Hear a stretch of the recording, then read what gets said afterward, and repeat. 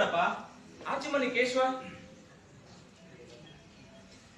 ಕೇಶವ, ನೀನು 100 ವರ್ಷ ಆಯುಷ್ ನೋಡಪ್ಪ. ಈಗ ತಾನೇ ನೀನ್ ನೆನೆಸ್ಕೊಂತ ಇದ್ದೆ. ಯಾಕೆ ದೊಡ್ಡಪ್ಪ?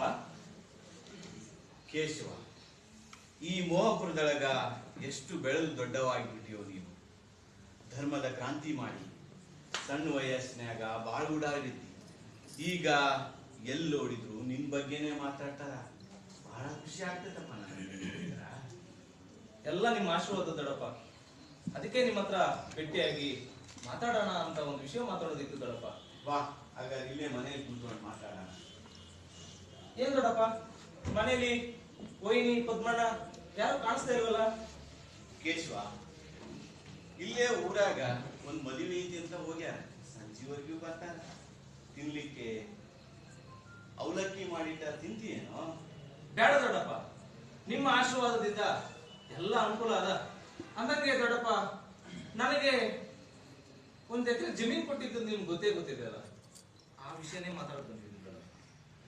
ಅದೇನು ಸಾವುಕಾರ ಸೀನಪ್ಪಂದು ಏನ ಸಮಸ್ಯೆ ಬಗೆಹರಿಸಿದೆ ಅಂತಲ್ಲ, ಏನಪ್ಪ ಅದು?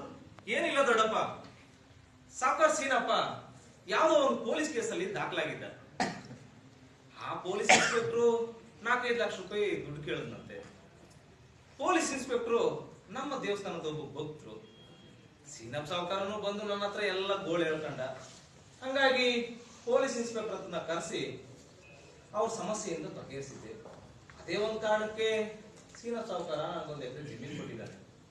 ಅದೇ ಜಮೀನಲ್ಲಿ ಈಗ ರೋಸರಾಮನ್ ಗುಡಿ ಕಟ್ಟಬೇಕು ಅನ್ಕೊಂಡಿದ್ದೀನಿ ದೊಡ್ಡಪ್ಪ. ಬೇಷ್ ಬೇಷ್. ಅದೇನೋ ಕೇಶವ, ಈ ಮೋಹಪುರದಲ್ಲಿ ಕಟ್ಟೋ ಆ ರಾಮನ ಗುಡಿ ಹೆಸರು ಏನು ವಿಚಿತ್ರ ಐತೆ ಅಂತಲ್ಲ, ಏನದು? ಹೌದು ದೊಡ್ಡಪ್ಪ, ಭರೋಸಾರಾಮ ಅಂತ. ಹಂಗಂದ್ರ ಈ ಮೋಹಪುರದಾಗ ಮತ್ತೊಂದು ಭರೋಸಾ ರಾಮನ ಗುಡಿ ಕಟ್ಲಿಕ್ಕೆ ತಯಾರಿ ನಡೆಸಿ ಅಂದಂಗ ಆಯ್ತು ಅಂತ. ಹೌದು ದೊಡ್ಡಪ್ಪ, ಅದಕ್ಕೆಲ್ಲ ನಿಮ್ಮ ಆಶೀರ್ವಾದ ಇರ್ಬೇಕು ದೊಡ್ಡಪ್ಪ. ಕೇಶವ, ನಂದೇನಾಯ್ತು ಈ ವಯಸ್ಸಿನಾಗ? ನಂದೇನೈತೆ ಹೇಳು? ಇವೆರಡು ಸಣ್ಣ ಕೋಲಿ ಬಿಟ್ಟು ವಯಸ್ಸಿನಾಗ ಆ ಮಾರುತಿ ರಾಯನ ಸೇವೆ ಮಾಡಿದ್ದೆ. ಈಗ ಆ ಸೇವೆ ಮಾಡೋ ಸೌಭಾಗ್ಯ ನಂದೆಲ್ಲೈತೆ ಹೇಳು?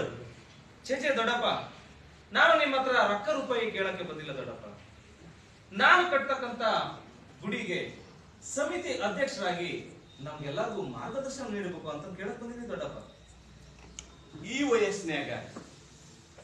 ವಯಸ್ಸಿನಾಗ ನನಗ ಅದೆಲ್ಲ ಆ ಭರೋಸಾ ರಾಮನ ಗುಡಿ ಸೇವೆ ಮಾಡ ಆ ಅಧ್ಯಕ್ಷಗಿರಿ ವಹಿಸ ಸಾಧ್ಯನ ಕೇಶವ ನನಗೆ? ದೊಡ್ಡಪ್ಪ, ಇಷ್ಟು ದಿನ ಆ ಮಾರ್ತಿರ ಸೇವೆ ಮಾಡಿದಿರ, ಇನ್ಮೇಲಾದ್ರೂ ಭರೋಸಾ ರಾಮನ ಸೇವೆನೂ ಮಾಡ್ರಿ. ಯಾಕಂದ್ರೆ ಮಾರ್ತಿರಾಯನ ದೇವಸ್ಥಾನ ಈಗಾಗಲೇ ಸರ್ಕಾರದ ಧರ್ಮದತ್ತಿ ಇಲಾಖೆಗೆ ಸೇರ್ಕೊಂಡೈತಿ. ಅಲ್ಲಿ ಮಂತ್ರ ಪುರಾಣ ಕಲ್ತಿರೋರು ಯಾರು ಬೇಕಾದ್ರೂ ಪೂಜಾರಿಗಳಾಗಿ ಕೆಲಸ ಮಾಡಬಹುದು. ಅಂದಂಗೆ ನಮಗೆ ಅಂತಂದು ಒಂದು ಗುಡಿ ಇದ್ರೆ ಒಳ್ಳೇದಲ್ವ ದೊಡ್ಡಪ್ಪ? ಹೌದು ಕೇಶವ, ನೀ ಹೇಳೋದು ಸತ್ಯ ಐತಿ. ಆದ್ರೆ ಈ ದಿನಗಳಲ್ಲಿ ಅದೆಲ್ಲ ಸಾಧ್ಯನಾ? ನನಗೂ ವಯಸ್ಸಾಗಿದೆ. ಕಾಲಾಯ ತಸ್ಮೈ ನಮಃ. ಆಯ್ತು ದೊಡ್ಡಪ್ಪ, ಹಾಗಾದ್ರೆ ನಾನು ಹೋಗಿ ಬರ್ತೀನಿ ದೊಡ್ಡಪ್ಪ. ಹೋಗಿ ಬಾ ಕೇಶವ, ನಿನ್ನ ಭವಿಷ್ಯ ಒಳ್ಳೇದಾಗಲಿ.